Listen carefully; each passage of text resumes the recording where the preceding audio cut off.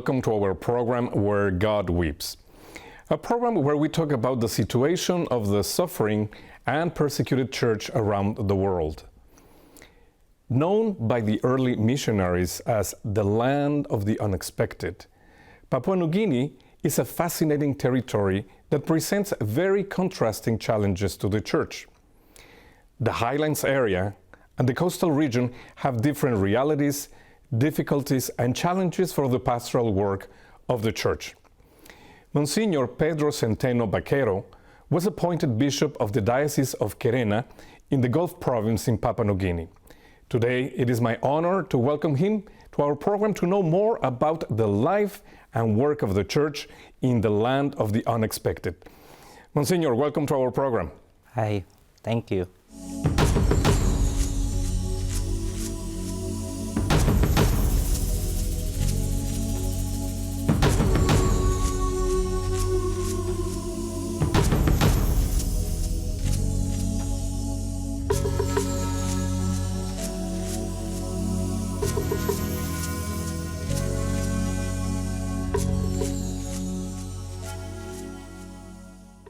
Your Excellency, your motto, your episcopal motto is Caritate et Misericordia.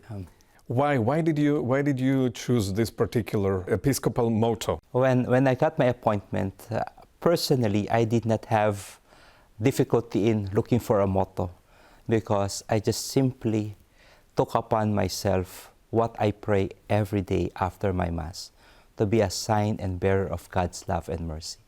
And this is a slogan for us Salesians. Don Bosco wanted the Salesians to be signs and bearers of God's love. How many parishioners do you have?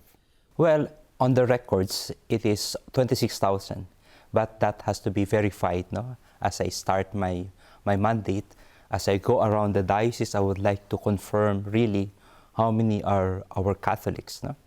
And we are quite different from the highlands because we belong to the southern region, where you have the coast, and also some mountainous parts in the diocese too.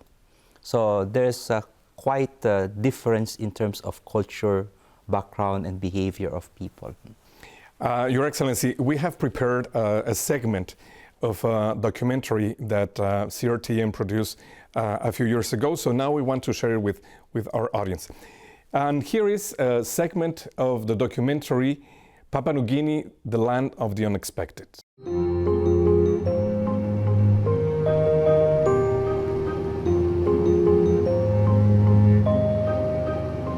There were 5 Capuchin missionaries that came in 1955 and began the mission. And virtually were among the first outsiders here in Papua New Guinea in the highlands. They didn't know what to expect, but they came with a very adventurous and very generous heart.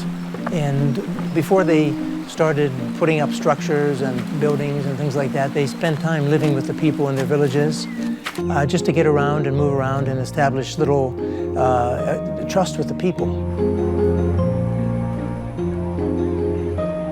It took a little bit of time because even when I go into the deep bush now, there are children who are afraid because they say white man, and start running away because it's something so different and so fearful, I suppose, to them, so different. When that first contact takes place and a level of trust is established, then things were able to grow from there.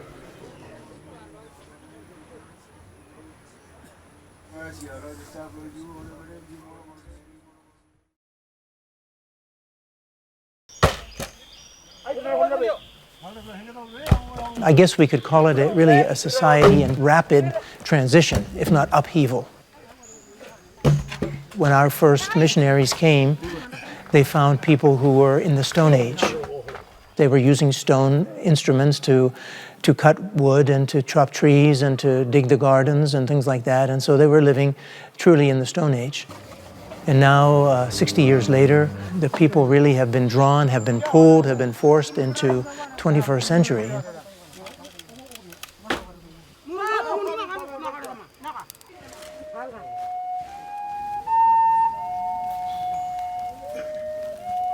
A lot of the people are caught in between. They can't go back to the traditional times, and they are not quite there with modernity. So it's a big group of people there in the middle. We skip so many steps. Civilization, modernity, it's just 50 years. And all of a sudden, you have laptops, you have mobile phones, you have these big companies coming, and you have all the technologies coming in.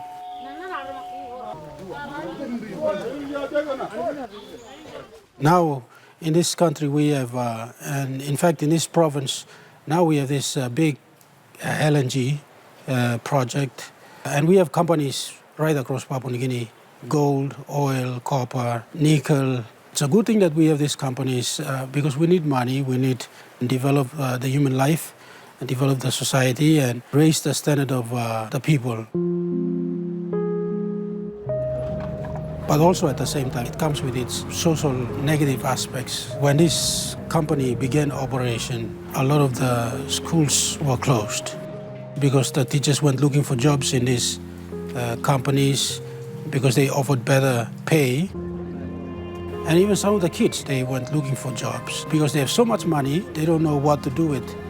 And so they spend it on alcohol, homebrew, prostitution. And so we are seeing increasing number of cases with venereal diseases and HIV/AIDS.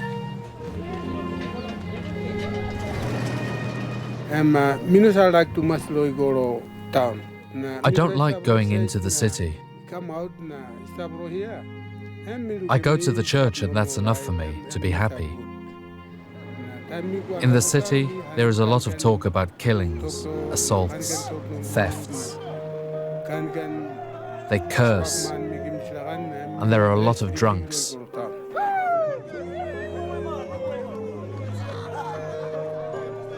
It affects young people most of all, and they probably most often feel lost. Their elders sometimes talk about how they've lost touch with the young. The young are like the young everywhere, fascinated by all that's new, and not always able to resist.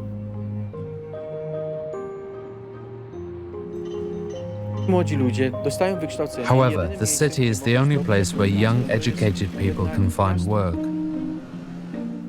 If a young person does not find work, then he has to live from something, including theft or robbery.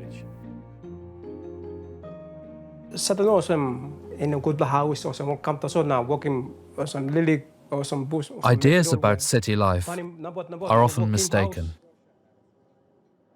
People from all over Papua New Guinea build makeshift houses and settle in the slums.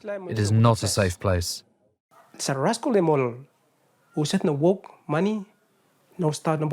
Bandits often gather in groups called rascals and attack. They do not work anywhere and earn money in this way.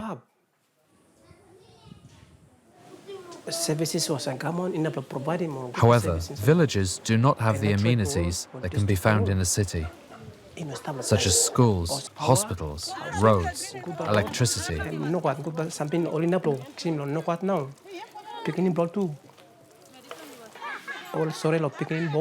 Parents worried about their children come here to better schools and teachers.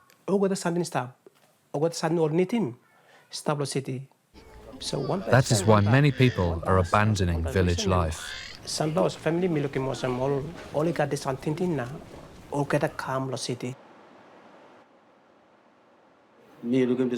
the opportunities available in the city, I decided to bring my children here so that they could study, which would assure them a better future here.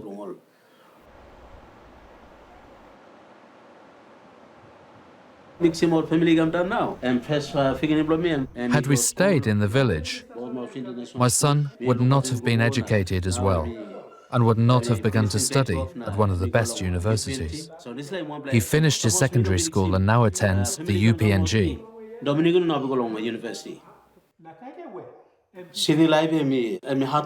Life in the capital is not easy. It all boils down to money. Our situation is such that if times become hard, we could always go back to our family home. To where are my church, my diocese, family, relatives, friends. I can go back there and be with them. That is something that, people in a tribal culture, for example, in a clan-based culture, can teach us, the importance of community, the importance of working together in communion with one another, and humility that you need to be a part of a community, and the service and the identity that comes from that. The church and the faith that the church comes to preach is a stabilizing factor. It's something that can bring meaning. It's something that can bring stability, something that can bring wisdom, something that can bring grace into the lives of people who have been kind of torn this way and torn that way. Our faith in Jesus, who is the same yesterday, today, and tomorrow, is something that I think can help the people find their identity again in the midst of all of the difficulties and changes and upheavals of this postmodern world. And I think that's a great gift, really, that the church can bring to people in this kind of a situation.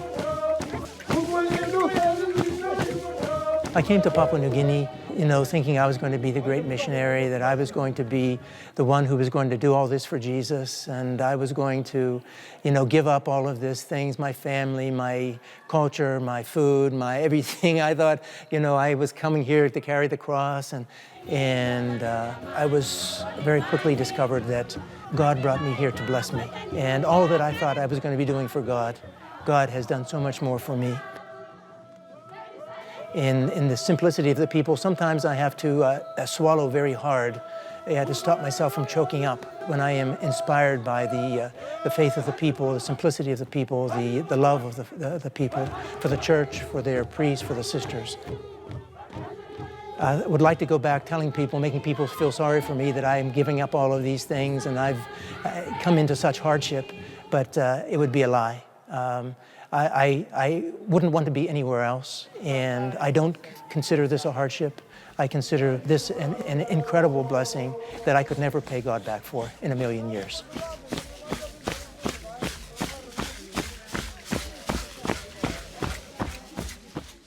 Welcome back. Today we are talking with His Excellency Bishop Pedro Centeno Baquero, and he is the Bishop of the Gulf Province in Papua New Guinea. We were watching this video, Your Excellency, and apparently one of the main challenges that you have is this migration of people to the cities. How does this affect your pastoral work? Now, Kerema, the capital of Gulf Province, is now connected by road to the capital city. And most of the people from Gulf, their way of trade is the so-called buwai or betel nut. And it is something that is really sought after by people, this betel nut. And you could see them in bags and bags of them, loads of in the truck going to the city. And so that has always been the link between our people towards the city. But generally, the people go there because they want to sell their betel nuts. And then they remain there. Of course, they will always come back. Now, there's an easy access to go to the city and to our own place. At the same time, it's also the other way around. People are now invading us because people are going to our province, not anymore to wait for the buwai to come. Instead, they are the ones going there to get the buwai themselves and sell it. No? And so it is a good opportunity for people to have a cash flow. No? But at the same time, there are also some dangers and moral problems that go with it. No? Because like, for example, what kind of problems do you have to deal with? When people come in, and then you have people from other provinces, particularly from the highlands, no? And then they mix up with our coastal people, with the Gulf people, and there's a difference in terms of behavior, and sometimes there will be conflicts. And it's not few times, there are quite a number of times that there are fights because of the selling of buwai. there are misunderstanding, confusion, so on. And I myself experienced several times that the road will be blocked because of this conflict, and we will be warned not to pass first because the conflict is still ongoing. And so this ethnic thing still is quite alive when it comes to certain conflicts that come. And this particular characteristic of the region, Your Excellency, the ethnic groups, the tribalism, this belonging to their clan, how do you work with this in your pastoral work? Well, it is, we could take it also in a good sense, because once you are accepted into this clan, into this tribe, you will feel at home. You will feel safe because they have accepted you. No? But for them, it is something cultural. I belong to this clan, I belong to this tribe, you belong to this tribe. No? Now, the challenge for us is to go beyond these borders and really feel and make the kingdom of God, the Christian community, the Catholic community. And I would say that the church is moving towards that. So you are achieving that yes. between different tribes? Yes. You would still have them in the parishes. You could see this is from this particular tribe, this is from a particular clan or group or area, even among the Gulf people. No? But then that's the beauty of the church. No? It's universal. It brings them together. It brings them together. And what binds them is their faith, is their identity as Catholics, as Christian. Well, of course, you cannot avoid still what is something ingrained in them. But it is something that is wonderful. And hopefully it becomes really embedded in the people, in the culture of the people. Now, Monsignor, do you have enough people to attend all the faithful of your diocese? Now, this is one of the biggest challenge for the diocese right now. At present, we have 11 parishes, and 5 of which do not have a parish priest. Now I have only 5 diocesan priests and 8 religious priests. And then I have 5 religious communities, female religious communities. They number to 19. And the distances is a real challenge for us. It's a very large area. Not only in the sense of the distance, but in the sense of the means to go to these places. I see. Recently, like last month, I've been to the main parish and I walked to another parish which doesn't have any parish priest now, but it was a mission station before. I left the main parish at 7:30 in the morning and I reached there at 6 in the night, walking through the hills. Almost 12 hours walking. Yeah, walking through the hills and stiff climb, and really sometimes quite scary for me. But then we manage. But that's life. There's no transportation. There are no ways to go there by road or what, because it's just a bush track. And that's just one. There are still many more. In fact, I was told by my priest that in some places I will have to go for 2 days or 3 days. We'll have to sleep along the way. No?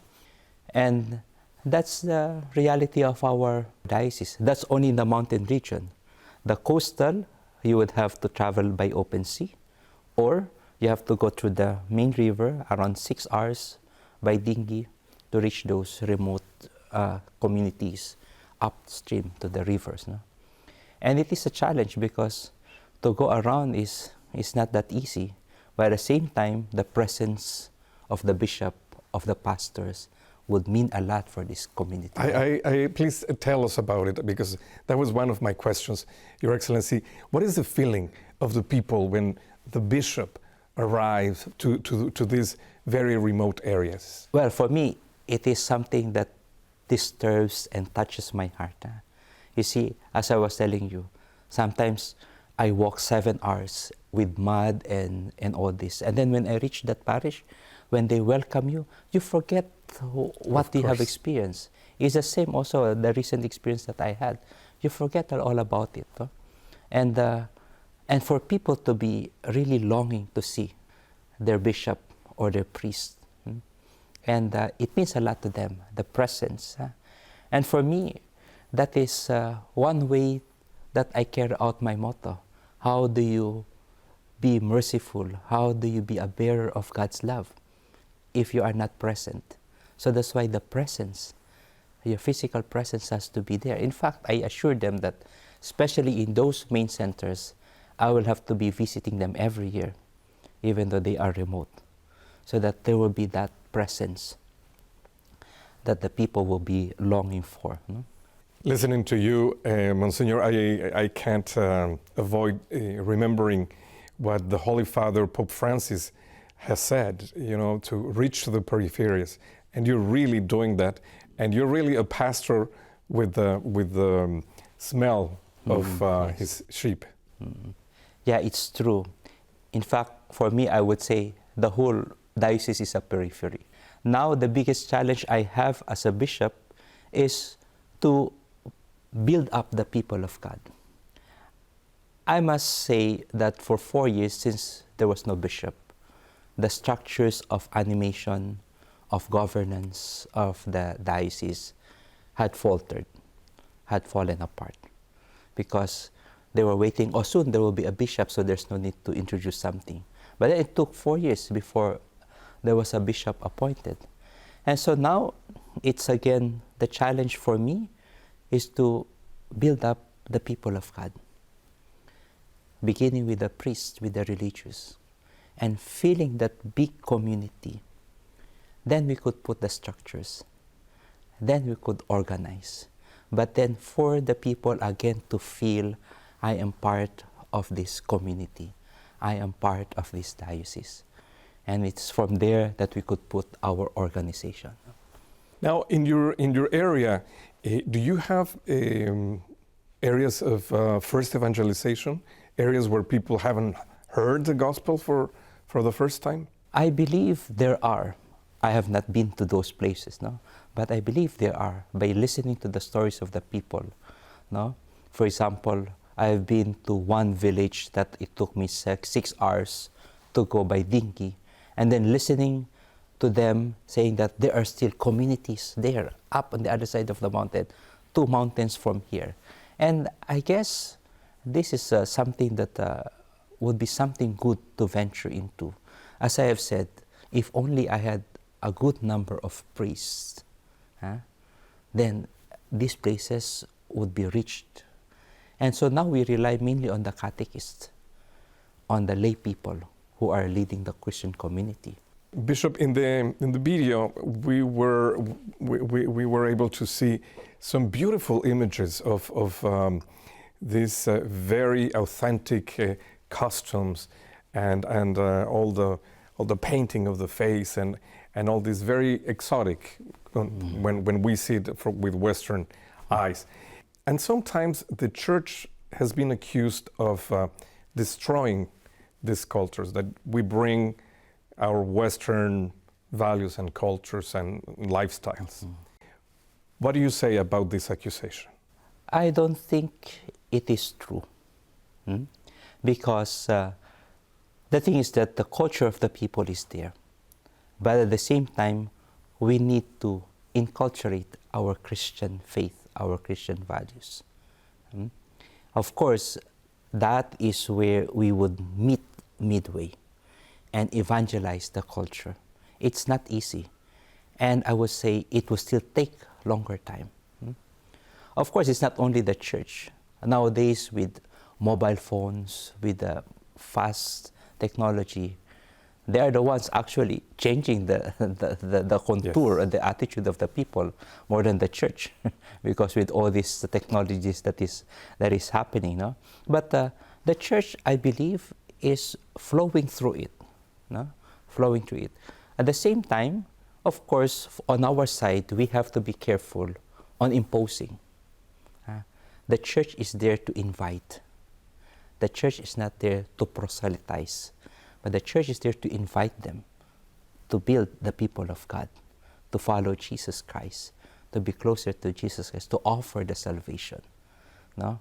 Of course, it is on our side as missionaries, as church, in the church, to be careful for that, that it is always an invitation. It's not an imposition. And I think that's where the danger comes when we say we want to impose. Yes. And generally when we impose, we bring what we have. But when we offer it, then we become more listening. We become more careful in the way we deal with our people. Your Excellency, what can we do? How can the Universal Church help the Church in Papua New Guinea? Well, the first thing is really in terms of personnel. Now, for example, in the case of the diocese, in the case of our diocese, before when I was a priest, we were many with missionaries, but now they have died.